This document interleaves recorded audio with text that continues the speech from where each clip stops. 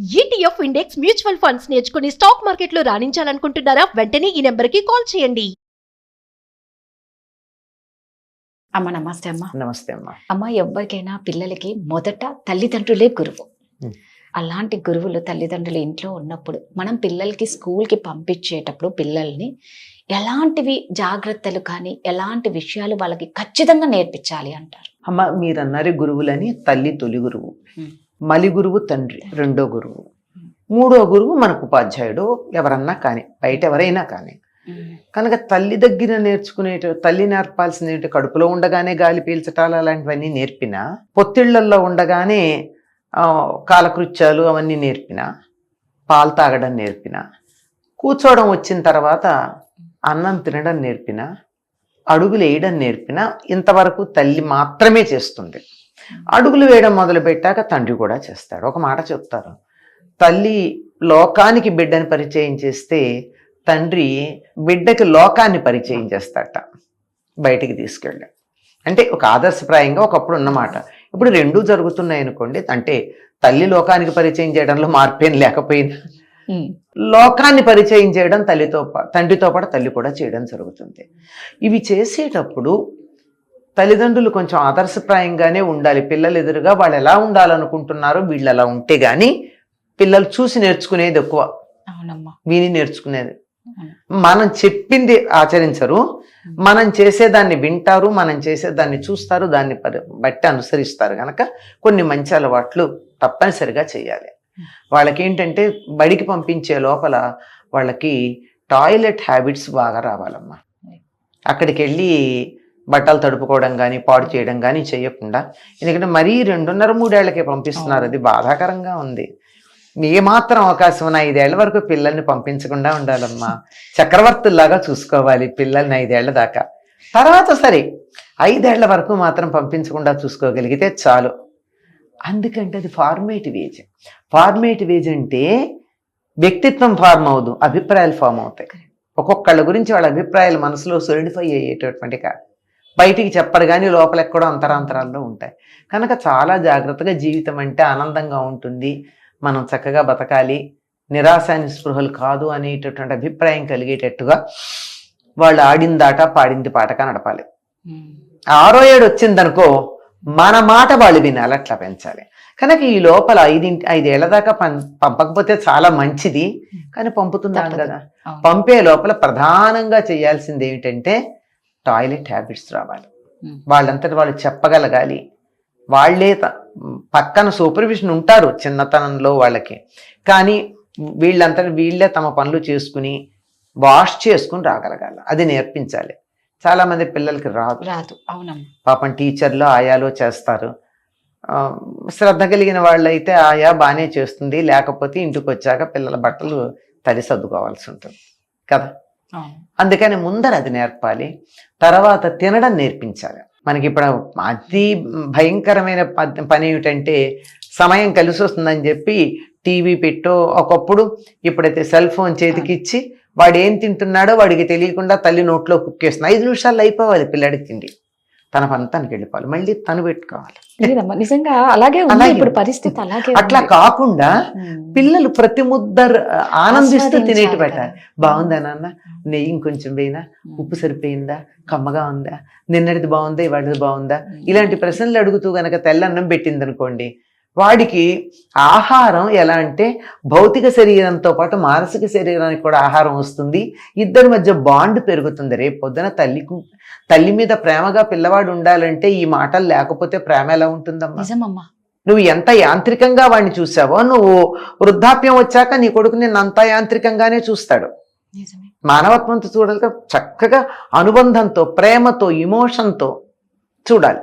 కనుక అలా పెడుతూ తనంతట తను తినడం నేర్పాలి. కనీసం చేత్తో కలుపుకోవడం కాకపోయినా స్పూన్తో అన్నా తనంతట తినడం. ఎందుకంటే 3 ఏళ్ల వాడికి బాధేస్తుందమ్మా.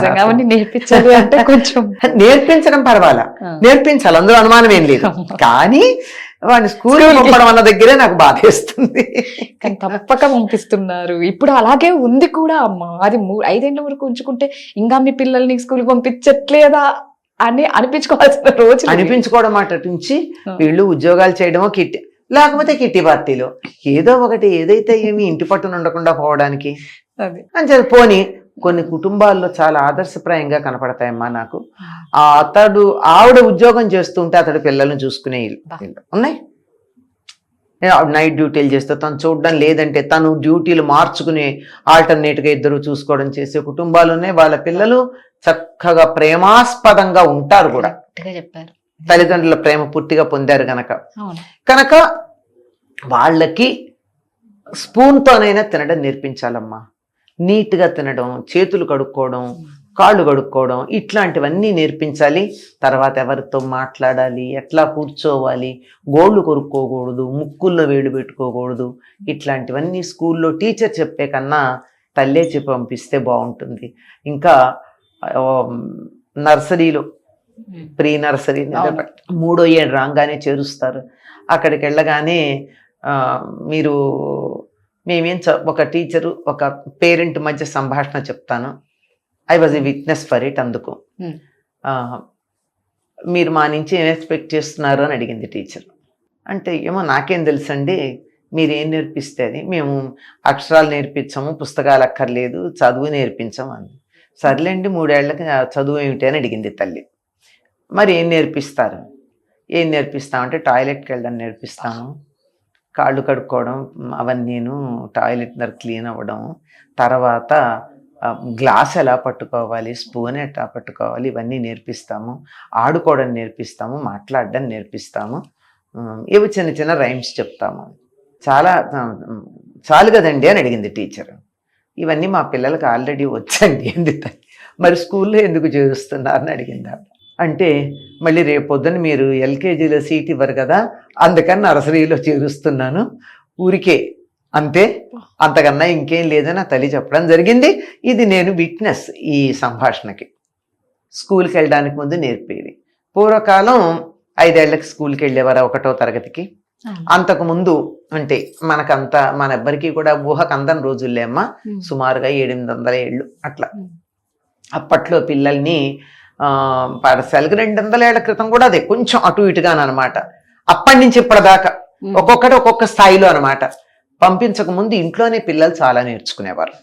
అప్పట్లో 8వ ఏట ఉపనయనం చేసి గురుకులాలకు పంపించే రోజులు అవి పోయిన తర్వాత పాఠశాలకు కూడా 1వ తరగతిలో 5 ఏళ్ళు నిండితే గాని 1వ తరగతిలో చేర్చుకోనటువంటి రోజులు ఉండేవి కదా. అట్లాంటి రోజుల్లో ఏమయ్యేది, పిల్లలకి ఇంట్లో చాలా విషయాలు తెలిసేవి. ఏమిటది అంటే ఎట్లా కూర్చోవాలి, ఎట్లా నుంచోవాలి, పెద్దవాళ్ళతో ఎట్లా మాట్లాడాలి, పెద్దవాళ్ళు రాగానే ఎలా నమస్కారం చేయాలి, పెద్దవాళ్ళు రాగానే లేచి నిలబడాలి. ఇవన్నీ స్కూల్లో టీచర్లు చెప్పక్కర్లా, తల్లిదండ్రులు నేర్పించేసేవారు. ఇవన్నీ తెలిసి ఉండేవి. ఇవన్నీ ఇంట్లో చాలా తెలుస్తుంది. నిజం చెప్పాలంటే ఉమ్మడి కుటుంబం ఒక మినీ యూనివర్సిటీ. చాలా విషయాలు ఇంట్లోనే తెలిసిపోతాయి. ముందర ఏం తినాలి, అన్నమే ఉంది, ముందర ఏం తినాలి, పెరుగన్నం ముందు తినరు కదా, పెరుగులో నెయ్యి వేసుకోరు కదా, అందుకని ముందర పప్పు అన్నం తినాలి, తర్వాత కూర అన్నం తినాలి, తర్వాత చారు తినాలి, తర్వాత పెరుగన్నం తినాలి. ఒక క్రమం ఇంట్లో నేర్పి పంపించాలి. అక్కడికి వెళ్ళి వాడు పెరుగన్నం తినేసి తర్వాత పప్పు అన్నం తింటాను వస్తే అయితే నెయ్యి బాగుందని పెరుగన్నంలో వేసుకుంటే ఏం బాగుంటుంది? వాడు తిట్టినట్టు పెరుగులో నెయ్యి పెరిగేసుకున్నాక నేతి పడ్డానికి వచ్చావురా అంటాడు. ఇట్లాంటివమ్మా. బట్టలు ఎలా నీట్గా ఉంచుకోవాలి, నలుపుకోకుండా ఎట్లా ఉండాలి, పలక బలపాలు ఎంత జాగ్రత్తగా పెట్టుకోవాలి, పుస్తకాలు ఎంత శుభ్రంగా పెట్టుకోవాలి, చెప్పులు ఎక్కడ వదలాలి, ఇలా వదిలే పద్ధతి ఏమిటి, ఇక్కడొకటి అక్కడొకటి కాదు కదా, పక్క పక్కనే పెట్టడం, ఇలాంటివన్నీ ఇంట్లో నేర్పాలమ్మా. వీటితో అవతల వ్యక్తికి వాళ్ళ సంస్కారం ఏదో తెలుస్తుంది. చాలా సంస్కారం. మాట్లాడుతూ మీదకి వెళ్ళి మాట్లాడకపోవడం, మాట్లాడుతున్నప్పుడు తుంపర్లు రాకుండా ఉండడం, ఈ మధ్యలో కొన్ని మేనరిజమ్స్ ఉంటాయి, చాలా ఇరిటేటింగ్ మేనరిజమ్స్, అవి ఏమన్నా ఉంటే వాటిని పోగొట్టడం, ఇవన్నీ పాఠశాలకు వెళ్ళబోయే ముందు 5 ఏళ్ల లోపు నేర్పేవారు. ఇప్పుడు 3 ఏళ్ల పిల్లలకి వీటిల్లో ఏం నేర్పగలం మనం? నిజమే అమ్మా. కనీసం వాళ్ళ షూ వాళ్ళు వేసుకోవడం, షూ లేస్ కట్టుకోవడం నేర్పితే కూడా చాలా గొప్ప కింద లెక్క. కానీ చాలా వరకు నర్సరీలో షూలు లేసులు ఏమి ఉండవు, వాళ్ళు ఇష్టం వచ్చినట్టు వేసుకోవచ్చు అలాంటివి. అందువల్ల బతకడం అనేది నేర్పాలమ్మా, అక్షరాలు కాదు. ఈ బతుకు ఎలా బతకాలి అన్నది, బతికే విధానం నేర్పడం అన్నది ఇంట్లో నేర్పాల్సిందే. తల్లి కాస్త ఒప్పుకుంటే చాలు. కానీ ప్రస్తుతం ఉన్న పరిస్థితుల్లో ఉద్యోగాలకు ఉండే సమయాలను అనుసరించి వాళ్ళకి ఆ విధమైన ఓపికలు తీరికలు లేవు. కానీ ఒక్క 10 నిమిషాలు మన పిల్లల బంగారం లాంటి భవిష్యత్తు ఇవ్వాలి అంటే ఖచ్చితంగా తల్లిదండ్రులు సమయం కేటాయించాల్సిందే. తప్పనిసరిగానమ్మా, ఖచ్చితంగా అందులో ఎటువంటి సందేహం లేదు. మన పనులు ఎన్ని ఉన్నా వాళ్ళ కోసమే మనం కష్టపడేది. వాళ్ళకు లైఫ్ ఇవ్వాలి, మంచి లైఫ్ అంటే టైం ఇవ్వాలి. టైం కొంచెం టైం ఇయ్యో అంటారు అనమాట. అదొక్కడ తప్ప అన్ని ఇస్తారు అందరు. ఇంపార్టెంట్. చాలా చక్కగా చెప్పారమ్మా, ధన్యవాదాలు.